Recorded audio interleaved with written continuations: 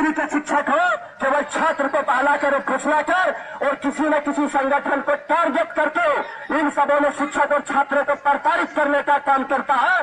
मैं वैसे सभी दलगत राजनीतिक छात्र संगठनों को चेतावनी देना चाहता हूं कि आप में अगर क्षमता है, आप में अगर ताकत है, तो आप छात्र की समस्या के समाधान के लिए लड़िए। इस कॉलेज कैंपस में बेहतर शिक्षा कैसी हो उस चीज की लड़ाई लड़िए। इस कॉलेज कैंपस के छात्रों का रिजल्ट बेहतर कैसा हो उसकी लड़ाई लड़िए, न कि छात्र को दलगत राजनीति में लाकर किसी के ऊपर आरोप और प्रत्यारोप का अगर राजनीति करेगा तो विद्यार्थी परिषद खुली चुनौती देता है कि वो अपने मर्यादा में रहे। और विद्यार्थी परिषद अगर छेड़ने का प्रयास किया है तो विद्यार्थी परिषद से विद्यार्थी परिषद का छात्र संगठन का कार्यकर्ता हो जो गलत चीज के साथ हम लोग कभी चाहते नहीं है और जो गलत आरोप लगाते हैं उनके ऊपर हमें निर्दोष जवाब देने के लिए 24 घंटा इस कॉलेज कैंपस में मेरा एक कार्यकर्ता लड़ता है। आप लोगों को मालूम होना चाहिए इस गिरिडीह महाविद्यालय गिरिडीह में पीजी की पढ़ाई जब अखिल भारतीय विद्यार्थी परिषद के वर्षों के आंदोलन, चाहे वो कॉलेज कैंपस का आंदोलन हो, चाहे वो विश्वविद्यालय का आंदोलन हो, चाहे राजभवन में जाकर मेरा एक कार्यकर्ता उस पुलिस से लाठी खाकर आज इस कॉलेज कैंपस में 2-3 सब्जेक्ट की पीजी की पढ़ाई प्रारंभ हुई है तो लोग सेहरा बांधने में लगे हैं। मैं पूछना चाहता हूँ कि इस कॉलेज कैंपस में पढ़ने वाले केवल इंग्लिश और केवल मैथ के ही छात्र पीजी की पढ़ाई कर सकते हैं क्या? बाकी चाहे वो पॉलिटिकल साइंस हो, चाहे हिस्ट्री हो, चाहे कॉमर्स के छात्र हो, वो कहाँ जाएंगे पढ़ाई करने? मैं पूछना चाहता हूँ कि इस गिरिडीह महाविद्यालय में जो कावा तीसरी ऐसे सुदूर जिले से जो पीट और नक्सल प्रभावित जगह से आकर पढ़ाई करते हैं, जो छात्राएं पहले महिला कॉलेज से पढ़ती है, मैं पूछना चाहता हूँ पीजी करने के लिए क्या हजारों तो रांची जा सकते हैं क्या? इस गरीब किसान का बेटा किसी प्रकार से स्नातक की डिग्री लेता है मगर पैसे के अभाव के कारण वह पीजी नहीं कर सकता है, वो आगे की पढ़ाई नहीं कर सकता है। इसका जिम्मेवार कौन है? इसका जिम्मेवार मित्र कहीं न कहीं इस महाविद्यालय का शिक्षक हो, चाहे वह कुलव है विश्वविद्यालय का जो हमारा प्रशासनिक विभाग हो, वो लोग है। मैं पूछना चाहता हूँ कि कॉलेज कैंपस में फीस आते हैं, कॉलेज कैंपस में समस्या क्या है उसकी चिंता यहाँ के छात्र संगठनों को नहीं रहती है।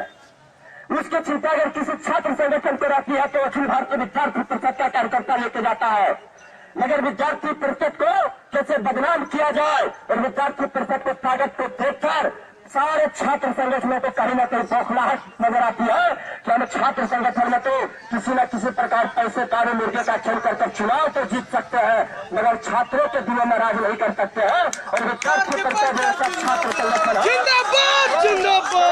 छात्रों की समस्या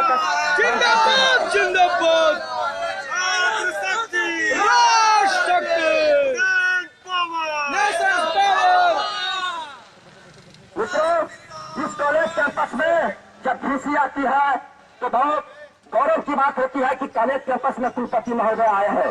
मैं उन सारे छात्र संगठनों से पूछना चाहता हूं कि आपने इस कॉलेज कैंपस में पढ़ने वाले छात्र के लिए आपने एक भी प्रेस रिलीज दिया है क्या? आपने उनसे मांग किया है क्या कि इस कॉलेज कैंपस में छात्र के लिए शिक्षकों की कमी है, कर्मचारियों की कमी है, उनके साथ कैसे बेंच उनके लिए व्यवस्था हो, उनके लिए भवन कैसे व्यवस्था हो, उनको शुद्ध पानी कैसे मिले, इस कॉलेज कैंपस में बस की सुविधा हो, उनके लिए ये सारे मुद्दे अठावत है। उनको सिर्फ एक ही मुद्दा दिखता है कि कहीं न कहीं विद्यार्थी परिषद से हमें डर है और विद्यार्थी परिषद के लोगों को जिस प्रकार से टारगेट किया जा रहा है, मैं पुनः एक बार उनको खुली चुनौती देना चाहता हूँ कि कॉलेज कैंपस में राजनीति का अखाड़ा बनने ना दिया जाए। कुछ लोग बीएड में शिक्षक के नाम पर केवल राजनीतिकरण करते हैं जो कि बिल्कुल बंद होनी चाहिए। शिक्षकों को यह सोचना चाहिए कि बीएड का भवन कैसे बने, ना कि शिक्षक को यह सोचना चाहिए कि छात्र को बहलाकर फुसलाकर किसी के ऊपर आरोप और प्रत्यारोप कैसे लगे। उन लोगों को यह सोचना चाहिए कि हमारा बीएड में पढ़ने वाला छात्र जब इस कॉलेज कैंपस से निकलकर किसी स्कूल में शिक्षक बनकर जाए तो वह ऐसा शिक्षा दे जो पूरे झारखंड प्रदेश में किसी के लिए गौरव की बात हो कि गिरिडीह महाविद्यालय का बीएड का छात्र है और आज इस स्कूल में ऐसी शिक्षा दे रही है। उनके छात्रों की पढ़ाई के ऊपर ध्यान देना चाहिए, ना कि राजनीति के ऊपर। मित्रों, गिरिडीह महाविद्यालय गिरिडीह में आप सभी छात्र से कोई भी चीज छुपा हुआ नहीं है। आज गिरिडीह महाविद्यालय गिरिडीह में पढ़ाने के लिए शिक्षक नहीं है, यह सबसे बड़ी मुद्दा है।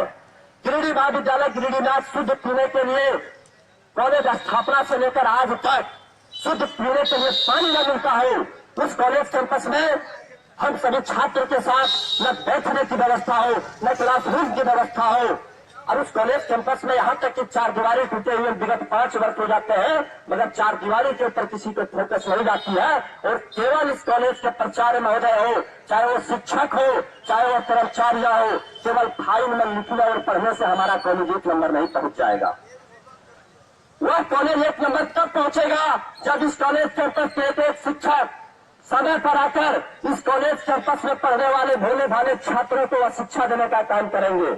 यह कॉलेज कैंपस पूरे झारखंड प्रदेश में 1 नंबर में तब आएगा जब इस कॉलेज कैंपस का एक शिक्षक, एक कर्मचारी यह सोच ले कि इस छात्र के भविष्य को हम किशोर ले जाना चाहते हैं।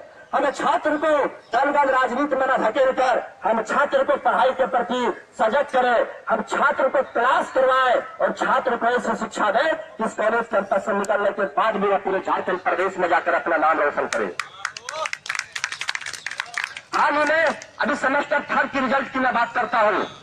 मैं पूछना चाहता हूँ इन सारे शिक्षकों से कि जितने छात्र की कॉपियां आपने चेक करके मूल्यांकन किया है, आपने नंबर दिया है, क्या यह केवल खाना पूर्ति करने का काम किया जाता है और छात्रों के भविष्य को बर्बाद करने का काम किया जाता है कि कहीं न कहीं यह लगा दिया जाता है प्रमोट? यह प्रमोट सिस्टम है क्या? यह विधवा भाई विश्वविद्यालय में पढ़ने वाले छात्रों के साथ दुर्भाग्य है। जब वो अपने डिग्रियां लेकर यहाँ से बाहर के विश्वविद्यालय में जाते हैं तो शिक्षक देखते हैं कि आपके प्रमोटेड छात्र है।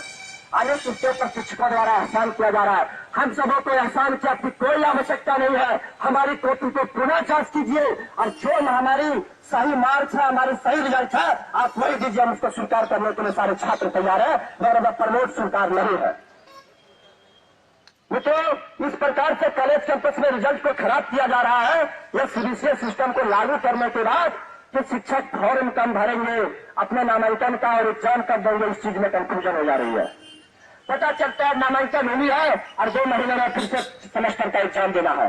न लाइब्रेरी में पुस्तक है, न कॉलेज में पढ़ाने के लिए शिक्षक है, न क्लासरूम में बैठने के लिए रूम है, न बेंच की व्यवस्था है। और लोग यहाँ पर सीबीएसई सिस्टम को थोप कर छात्रों के भविष्य के साथ खिलवाड़ किया जा रहा है, जिसका खिलवाड़ के विद्यार्थी परिषद पूर्व से विरोध करती आ रही है और अभी भी कर रही है। मैं मानता हूँ चॉइस बेसिस क्रेडिट सिस्टम अच्छी है, मगर उसके लिए इंफ्रास्ट्रक्चर भी होना जरूरी है। अगर यह सिस्टम अच्छी है तो उसके लिए शिक्षकों का इस कॉलेज कैंपस में होना जरूरी है। अगर यह सिस्टम अच्छी है तो उसके लिए क्लासरूम होना जरूरी है। अगर यह सिस्टम अच्छी है तो कॉलेज में पढ़ने वाले छात्रों के लिए इस कॉलेज कैंपस में पीने के लिए शुद्ध पानी की व्यवस्था होनी चाहिए, जिस क्लास में बैठकर हमारा छात्र पढ़ता है, हमसे विकास शुल्क लिया जाता है और पता चलता है कॉलेज के एक क्लास में पंखे तक नहीं चलते हैं। हम सभी छात्रों के साथ जुड़ जाएं और फिर से वही जो आंदोलन हम लोग करते हैं, इस विद्यालय से लेकर कॉलेज कैंपस से विश्वविद्यालय से लेकर राजभवन तक विद्यार्थी परिषद जाएगा और अगर उसके लिए एक छात्र को लाठी भी खानी पड़े तो खाने के लिए तैयार है विद्यार्थी परिषद का कर सकता है।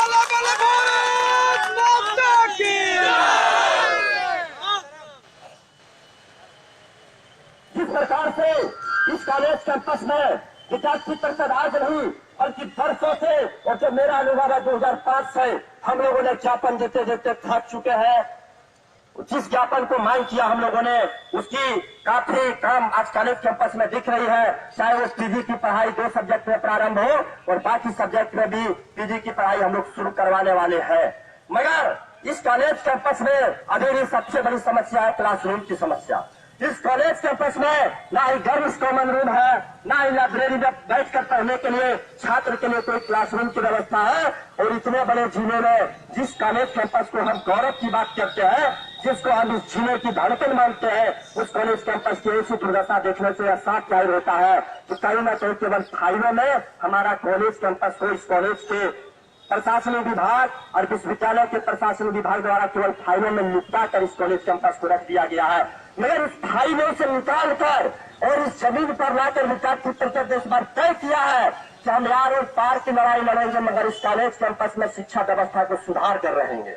इसके लिए विद्यार्थी परिषद आज इस धरना के माध्यम से उन सारे शिक्षकों को खुलेआम चुनौती देता है जो कि अपनी पढ़ाई को छोड़कर, अपने पढ़ाने की वृत्ति को छोड़कर 12 बजे 1 बजे इस कॉलेज कैंपस में मनमोहन जी ड्यूटी करते हैं। हाथ में लेकर उसको उनको 1 लाख रुपये की सैलरी मिलती है, वह एसी की गाड़ी से उतरते हैं और एसी के रूम में जाकर बैठते हैं। मित्रों, पूछना चाहता हूँ कि जब किसान का बेटा इस कॉलेज कैंपस में पढ़ने आता है तो उसे यह पता नहीं रहता है कि कॉलेज का प्रिंसिपल का कक्ष कहाँ है, हमारा कॉलेज का प्राचार्य कौन है, हमारा कॉलेज का सब्जेक्ट का टीचर कौन है। और वह एक ही आरोप लगाते हैं कि कॉलेज में छात्र नहीं आते हैं, कॉलेज में छात्र नहीं आते हैं। मैं पूछना चाहता हूं, सरकार आपको पेमेंट किस लिए देती है? पढ़ाने के लिए। और कॉलेज में अगर छात्र नहीं आती है तो कॉलेज में छात्र लाने का भी काम आपका है, हमारा नहीं।